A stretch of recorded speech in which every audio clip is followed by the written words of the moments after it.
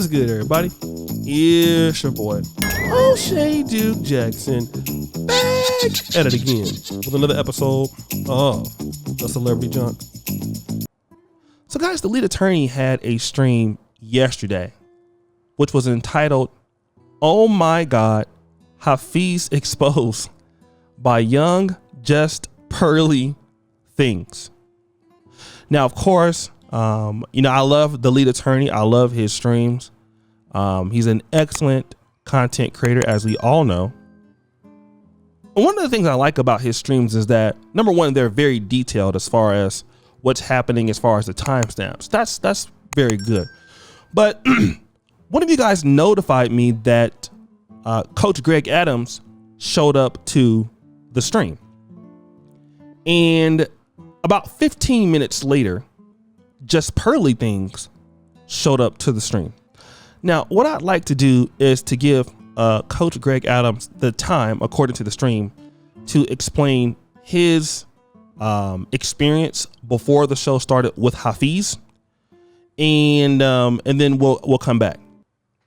Day of the interview, I did a live stream, and I was like, "Oh, I'm running late. I got to get there." I drive there. It's a rainstorm. Get there, and they're ushering me into the green room and all of that, right? So normally I tell my audience, anytime somebody tells me, like, if I go into a bank and they say, "Sit right here," and I never sit down. I'm like, "Oh, don't tell me where to sit." I always just walk around, So I'm walking around, and there was a room, and the Hafeez was sitting in it, but I didn't recognize him. I didn't expect him to be here. It was just a guy in a blue suit, that suit that you saw. And but it was a room with glass windows on this side, right? And there's an aquarium over there, and he's sitting, and it's dark. All you can see, I can really see his face. So I walked to the door, and I'm looking around. He didn't acknowledge me. He didn't look up. He didn't say anything. And I'm like, this brother, like, normally when you see a brother, you'd be like, "What's up, bro?" And leave. Absolutely. At the very least, but he said he didn't move a muscle. So I'm standing there like, okay, that's strange. Go to the bathroom, go back to the green room. And the guy was like, "You want some drink, water, snacks?" Yeah. And by the way, they did a good job hosting me and all of that stuff. I appreciate them for doing an interview. Bottom line is they plug in this monitor, and it said guests to the SOS cast. It said Allie Ray, me, and then Hafeez's name was on the screen. I'm like, what? I didn't know he was going to be there. So I was like, that's it. All right, guys. So as you see there now, I know that I've had my little, one or two things I've said about Coach Greg Adams myself, but in all honesty, I don't see Coach Greg Adams as a person that if you would see him or that if you would meet him, that he's a problematic individual. Now I've heard, people could say anything about you behind the scenes, stuff like that. But just from personal experience from other creators that have met him, I've heard, for the most part, positive things about Coach Greg Adams. He's a nice person. He's easy to work with. He's not necessarily a person who is vile at all. So it strikes me that Hafeez would not even speak to Coach Greg Adams. Okay, but then let me play Just Pearly Things and let her talk about how rude the guy was to her. Glad you did, because during the interview I was thinking him, but I couldn't rewind in real time. So I was like, maybe I'm crazy. I was like, I swore he said me when it came to the OnlyFans thing. I was like, I swore he said you. But then he said he didn't. And I was like, well, maybe he didn't. I was gaslit. Yes, but one thing that you did not let him go on, though, was the ranking. You wanted him to say, where are the whores, where are the OnlyFans, and where are the content creators? Like, you really wanted to nail him down on that one. Well, the reason I did that was because when someone insults you, I have found it's easier to just kind of take it as a joke, even if they meant it seriously. So I was just trying to be like, oh, wow, that's a lot. Let's really pin this down. Where Yeah, you were trying to pin it down, right? Could you what were you, as you rewatch this, do you get something more or a different perspective than how you felt when you were actually going through it? Are there things like you're saying, oh, I should have said this, or I wish I said that? What's your take on it now that you're reviewing it? Oh gosh, yeah. Well, I mean, when it first happened, I didn't know if I was crazy. Mhm. Like, I was like, he's being quite rude, but maybe I'm just overreacting. So when I watched it back, I was like, oh no, he was being very rude. And there was a lot of stuff because again, going in, I thought we were gonna agree more than we disagreed. So I just don't think I was prepared to have that type of debate. I just thought it was going a different way. Okay, guys, so you hear that, right? Now, let me kind of get back to the issue that Hafeez is having. And obviously, I'm going to play. There's two issues. One, I'm going to let Coach Greg Adams explain it. The first is Hafeez has an attitude problem. That's number one.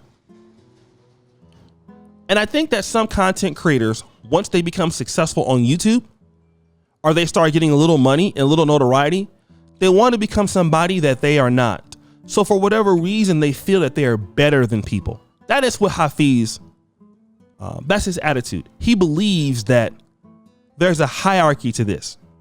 The way he talks to people, the way he hogs the mic, it is almost like, hey, I'm up here and you're down there. It's very patriarchal. And I can see if you have that attitude with your own children or maybe younger people, but in essence, Hafeez is doing this to people that are sometimes much older than him. I think at least Coach Greg Adams is at least 15 years older than him, or at least 10 years older than him. But then for a person who says they respect women so much, look at the attitude he had towards just pearly things. And you would think that, and I'm going to be racial here. You would think that, okay, he would have that attitude with Coach Greg Adams, especially being because Coach Greg Adams is black, and black men can have that sort of lack of respect. Hafeez, one thing we can say is that he's not a racist, right? Because the lack of respect he gives to black people, he takes it right over to the white woman and give her the same lack of respect too. So at least he's rude across the board. I mean, I know that's being a joke, right? And it is. He's an asshole across the board regardless of race, which means that he has some sort of idea about himself that he is above other people. So he has an attitude issue. Secondarily, the issue with Hafeez, well, let Coach Greg Adams explain it. I think you said now when, he would just talk for 5 minutes, 7 minutes at a time. Could you tell in real time that he wasn't giving anything specific? Yeah, I mean, it was apparent that he was digging. And I was like, this guy is digging a hole trying to figure out how to either like Pearl says, gaslighting. Mm-hmm. I thought he was trying to at least get me to get an emotional reaction, to get him in this playground, right? And try to get him to dig himself out of the hole. And I was like, I'm not going to. I'm gonna sit over here and let your ass talk. And when it's my turn, I can met my point. I don't think I responded to many things that he talked about. Mm-hmm. And I thought that he just wasn't clever enough to be specific about what he was. Again, this is what I said in my video before Coach Greg Adams was on the live. And I don't believe in this particular case, he couldn't have seen my video because he's on the live stream. But he sums it up perfectly. Hafeez is not clever enough to explain what he's trying to say. So now let's couple some things here. Can we? Let's combine. Couple a bad attitude. Okay? A bad attitude with what I feel low intellectual ability. And I'm going to come out and say what I actually think. A mild disability. At that. I'll leave it at that. I don't want to be too graphic there. What do you get? You get the Hafeez persona. That's what you get. And then the ability to be exceptionally hypocritical and not understanding what you're talking about. And see, the thing about it is we have a lot of black men around here that are like Hafeez. They can dress nice. They think they know what they're talking about. They're in the business world. They're trying to sell courses and impact the power of men and affect men's lives. And we have guys with intellectual disabilities doing this. That's what I think that we have going on here in certain parts of the black world. We have people who want to influence that are speaking like they're under the influence. Do you get that? And Hafeez is a big Bible guy. What did Jesus say about the blind leading the blind? And I've never had to say this about a content creator before. I've had beefs with guys, and if you would ask me what do I personally feel about them, it would always be maybe about certain things about their behavior that was elicited or something like that. But never have I ever had to deal with somebody and their lack of intellectualism or, challenging where I believe their intelligence may be. Or if they have the ability to even comprehend what somebody's talking about. That's what we're dealing with when you're hearing him on debates, and he could be a very smart guy outside of talking about these things. It's very common. But when you listen to the guy, the ability to not be clever is there. And it's something that you have to possess. Either you have procured it or you have not procured it.